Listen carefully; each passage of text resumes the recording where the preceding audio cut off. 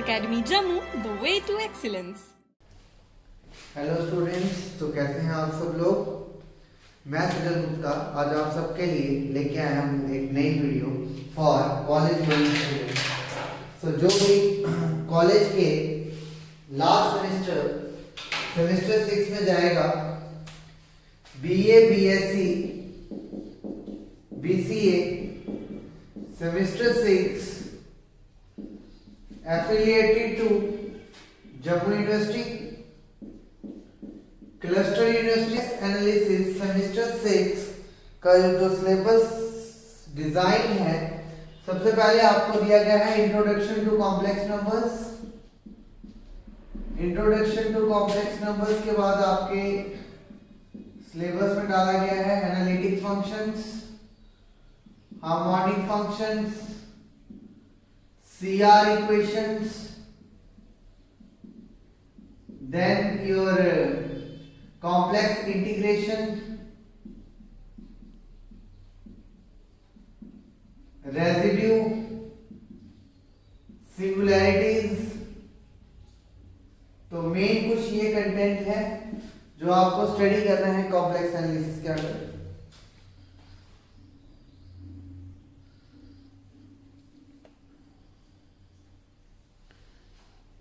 So let's start with our basic। तो basically introduction to complex numbers जो आपने पढ़ा है, इसके अंदर आपका मेन आएगा modulus, conjugate and properties, analytic function जिसको हम बोलते हैं होलोमॉर्फिक फंक्शंस, एंटायर फंक्शन, ये सारा आपका क्वेश्चन आएगा एक यूनिट में, एक इंट्रोडक्शन। CR इक्वेशन, हार्मोनिक, लैप्लेसियन, सारा इसमें आ जाएगा। कॉम्प्लेक्स इंटीग्रेशन में आपके कॉन्टोर्स वगैरह आ जाएंगे। सिंगुलैरिटी में एसेंशियल, नॉन एसेंशियल, रिमूवेबल, पोल सारा आ जाएगा। Residue theorem.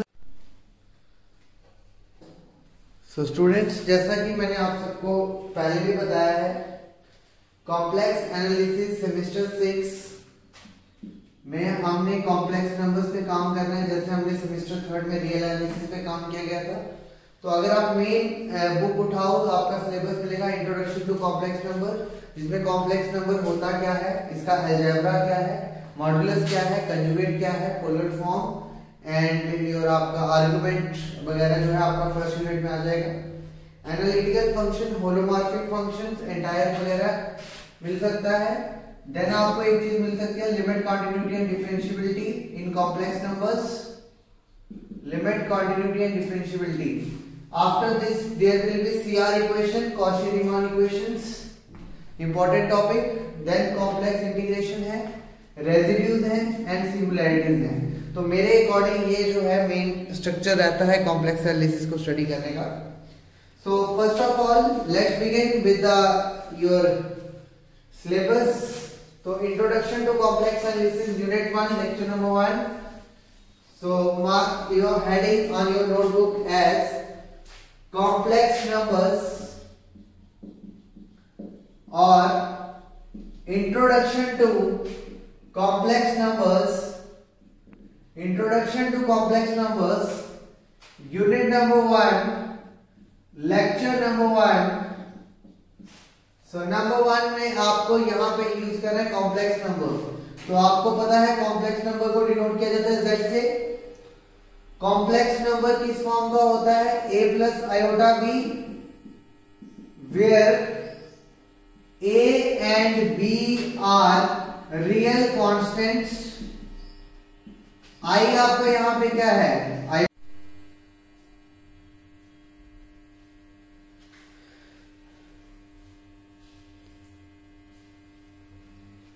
फिर से देखिए कॉम्प्लेक्स नंबर्स को लिखा कैसे जाता है। कॉम्प्लेक्स नंबर का जो फील्ड है इसको C से डिनोट करेंगे। फील्ड ऑफ कॉम्प्लेक्स नंबर आपने स्टडी किया होगा। कॉम्प्लेक्स नंबर को डिनोट किया जाता है Z से। Z is equal to a plus iota b की फॉर्म में होगा।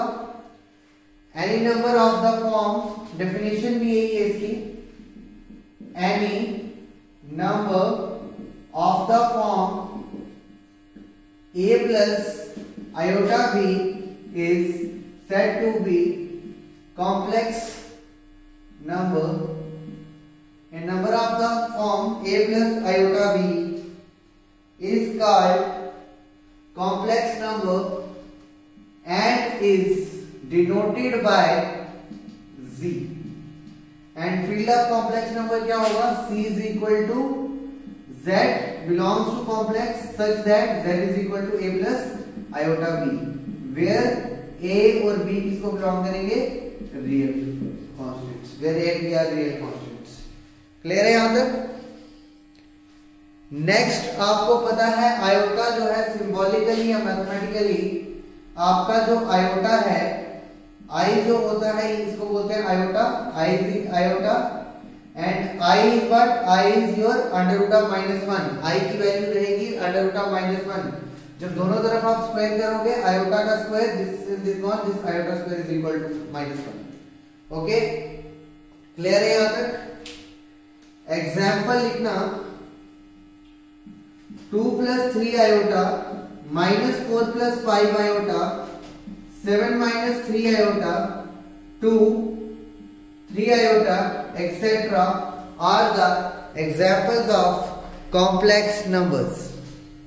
क्लियर है बेटा यहां तक? नेक्स्ट है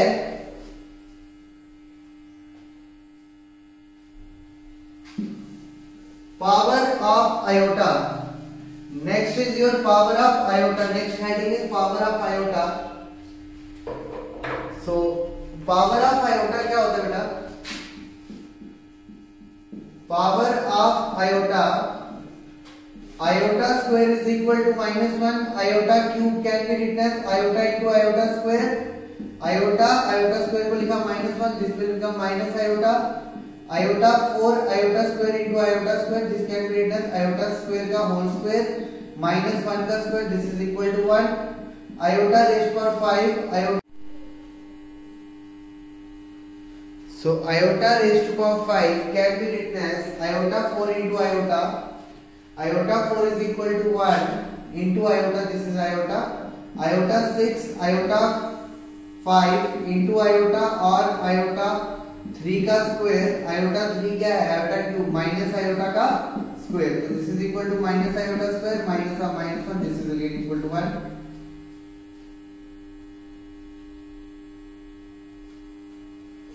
Iota raised to power 7, iota 4 into iota cube, 1 into iota cube. Iota cube is your minus iota.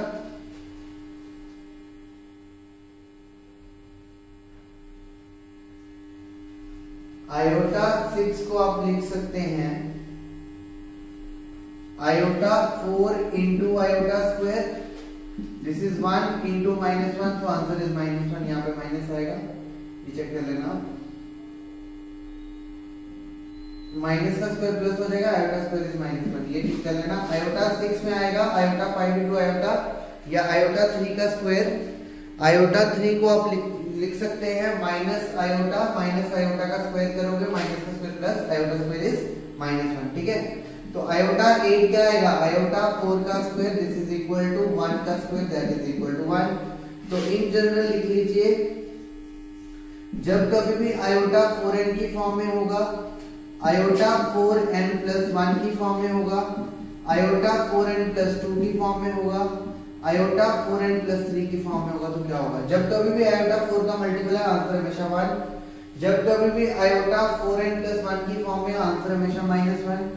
जब कभी भी आयोटा 4n + 2 की फॉर्म का होगा तो आपका आंसर बनेगा, यहाँ पे आपका आयोटा आएगा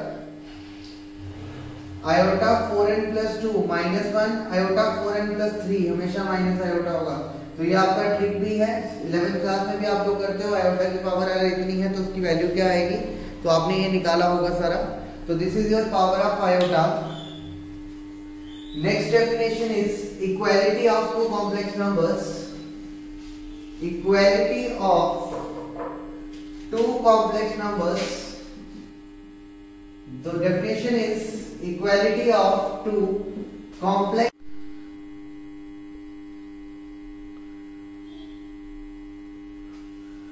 So definition is let Z1 and Z2 be two complex numbers. Z1 Z2 दो complex number लिए such that Z1 आपका a plus iota b and Z2 आपका c plus iota d. Then ये जो कॉम्प्लेक्स नंबर है ये equal कब होंगे, जब आपका रियल ए जो है वो सी के इक्वल होगा, रियल पार्ट रियल के बराबर है, इमेजिनरी पार्ट इमेजिनरी के इक्वल। इस पे एक नोट लिखना, अगर z a plus iota b की फॉर्म में है तो a आपका बनता है r e ऑफ z, जिसको बोलते हैं real part of complex number, and iota b is your imaginary part of z। Okay,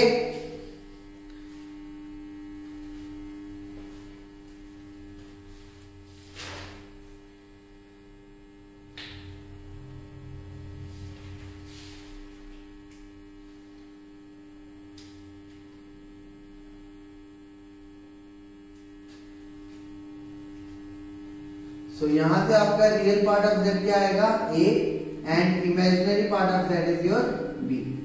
clear है यहां तक? नेक्स्ट आपने एडिशन, सब्ट्रैक्शन, मल्टीप्लिकेशन, डिवीजन आपको पता होगा कॉम्प्लेक्स नंबर्स में कैसे की जाती है। ये सारा 11th क्लास की वीडियो में आपको मिल जाएगा, 11th की सेक्शन में आप जाके हमारे YouTube चैनल पे देख सकते हैं, तो वो क्वेश्चन आपको वहां पे सारा मिल जाएगा। ऑपरेशंस के बाद आपका जो है properties of complex numbers under addition, semester 4 में आपने प्रॉपर्टीज पढ़ी है, सेमेस्टर 5 वेक्टर स्पेस में आपने प्रॉपर्टीज पढ़ी है, वही सारी प्रॉपर्टीज यहां, ये पांचों प्रॉपर्टीज सेमेस्टर 4 में अंडर द मैपिंग आपका under the field complex with addition, ये सारा आपने किया हुआ है स्टडी। ठीक है, नेक्स्ट है properties of complex number under multiplication. So multiplication में भी आप लोगों ने ये काम किया होगा, see with your binary operation dot या मल्टीप्लिकेशन, ये पांचों प्रॉपर्टीज सेम वहां पे हुई है। फिर एक आपके पास प्रॉपर्टी आती है डिस्ट्रीब्यूशन, डिस्ट्रीब्यूटिव प्रॉपर्टी या distribution of multiplication over addition. यहां पे क्या होगा, complex number z1 dot z2 plus z3 can be written as z1 into z2 plus z1 into z3 और z1 plus z2 into z3 is equal to z1 into z3 plus z2 into z3 for all z1 z2 z3 belongs to complex C। First वाली आपकी क्या है, left distribution, left distributive, and second वाली जो है ये आपकी है राइट डिस्ट्रीब्यूटिव। ठीक है, आइडेंटिटी आपकी यहां पे मल्टीप्लिकेटिव हो जाएगी एंड इनवर्स भी आपका मल्टीप्लिकेटिव हो जाएगा। ठीक है, यहां तक कोई दिक्कत, कोई समस्या, कोई परेशानी? मल्टीप्लिकेटिव आइडेंटिटी में आपका 1 आएगा, ना कि 1 प्लस आयोटा, ये गलत हो जाता है। इनवर्स की मैं बात करूं,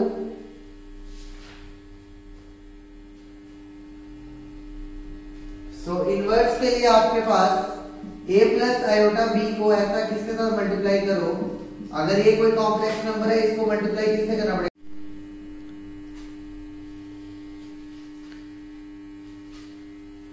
next is modulus and conjugate of a complex number.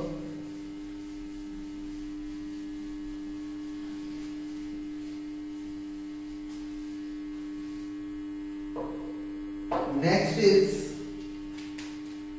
modulus and conjugate of a complex number. Let z equal to a plus iota b be any non-zero complex number, then modulus of z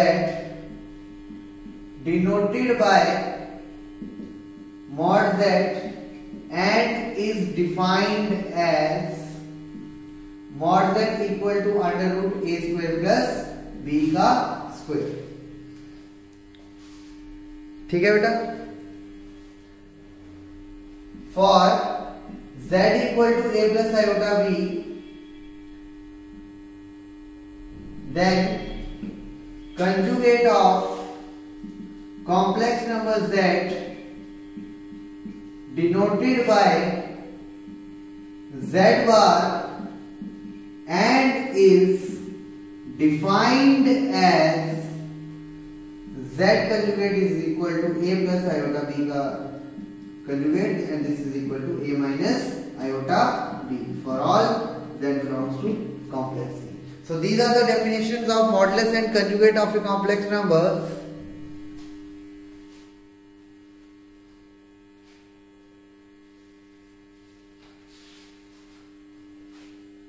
So यहां से मैं आपको एक article prove करके देता हूं. Z equal to x plus iota b, z conjugate is equal to x minus iota y. जब हम इसको सब्ट्रैक्ट करेंगे तो क्या होगा? Subtracting second from first, z minus z conjugate is equal to x and minus x gone, and this is equal to 2 iota y. So this implies z minus z conjugate by 2 iota equal to y.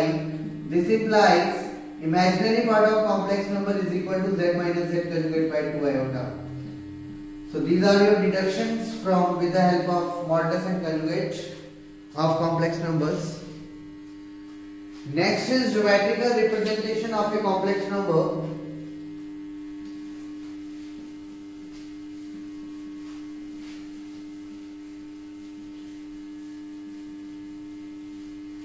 Next heading is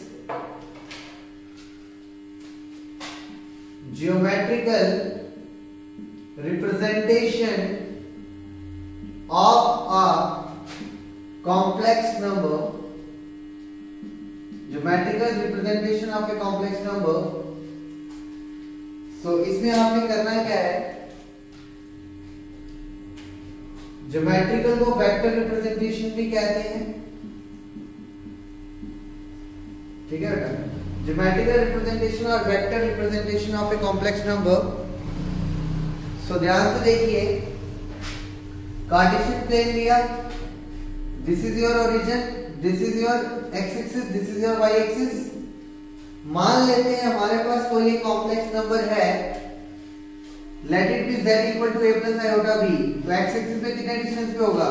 a distance पे. मान लो o से लेके ये जो distance है a तक, this is a, and in y axis मान लो ये जो डिस्टेंस है o से लेके b तक का, ये क्या होगा? b. Okay, parallelogram law of vector addition या जो आपने पढ़ा है वहां पे 11th क्लास में, दोनों को ज्वाइन कर दो. अगर OA दिस इज अगर a है तो BC भी क्या होगा? a. अगर OB B है तो CA भी क्या होगा? B. क्लियर? जब आप इसका एक डायगोनल ज्वाइन करोगे O से C तक का, यहां पे ये अल्टीट्यूड बनाएगा 90. मॉडुलस ऑफ कॉम्प्लेक्स नंबर निकाला जाता है with the help of this point. अगर ये पॉइंट O है, यहां पे कोई कॉम्प्लेक्स नंबर P है जो क्या है? z equal to a plus iota b. तो OP जो होगा वो आपका मॉड z होगा, एंड ये किसके बराबर? a square plus b square. और जितना ये एंगल OP बनाएगा with the x axis, this is your argument of complex number z, and this is what? This is equal to perpendicular by base, that is tan theta, and tan क्या होता है? Perpendicular is your AC and base is your OA. This is equal to b by a. तो यहां से tan theta आएगा b by a. तो theta is equal to tan inverse b by a. Clear है यहां तक?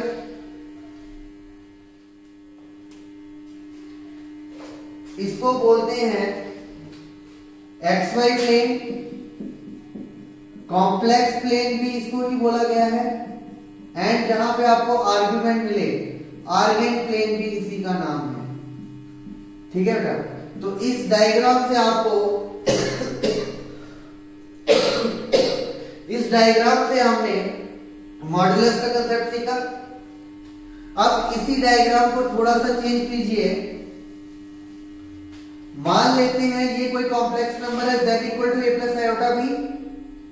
इतने ही distance पे अगर मैं नीचे ले जाऊं, let it be this is your O Q, तो यहां तक का जो डिस्टेंस होगा ओ क्यू का, अगर ये p था z equal to a plus iota p, same b distance है, सेम a डिस्टेंस है, ठीक है बेटा, लेकिन ये नेगेटिव तरफ आ रहा है, तो this is equal to a minus iota b, so q is nothing, q is your conjugate of p, या q is the mirror image of complex number p।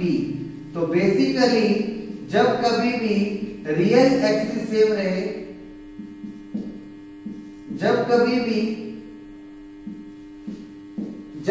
भी कोई भी कॉम्प्लेक्स नंबर की इमेजिनरी एक्सिस को आप change करते हो या शिफ्ट करते हो, रियल पार्ट उतना ही है, इमेजिनरी का डिस्टेंस सेम है, बट डायरेक्शन जो है वो चेंज कर दी गई है। यानी कि थीटा यहाँ पे बिलो एक्स एक्सिस है, क्लॉकवाइज है, यहाँ पे एंटी क्लॉकवाइज है, अगर एंटी क्लॉकवाइज आ रहा है तो प्लस आ रहा है, ठीक है। अब होगा क्या, यहां पे क्या होता है, first quadrant, second quadrant, third quadrant, fourth quadrant, इसमें भी क्या है, upper half plane x axis के ऊपर, नीचे वाला lower half plane, left side पे है तो left half plane, right side पे तो राइट हाफ प्लेन। इसी को कार्टेशियन वाले को कॉम्प्लेक्स प्लेन में इस तरह से हम लोग यूज करते हैं with your standard notations.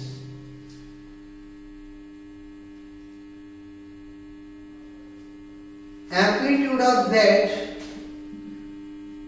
Is what, amplitude जो होता है आपका एंटी क्लॉकवाइज डायरेक्शन जो है, आर्गुमेंट को एम्पलीट्यूड बोला गया है, तो amplitude of z is nothing but this is argument of z, this is equal to tan inverse of y by x। तो ये एक आपको क्वेश्चन यहाँ पे यूज करना है।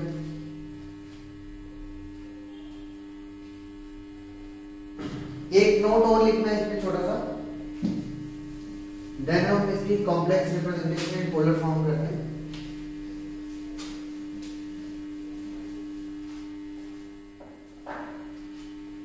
नेक्स्ट इज, अगर आपको tan z दिया गया है tan थीटा के बराबर, तो यहां से z क्या आएगा, n पाई प्लस थीटा, यहां पे n 0 हो सकता है, 1 हो सकता है, 2 हो सकता है, and so on. Number 2 is argument z of argument of any complex number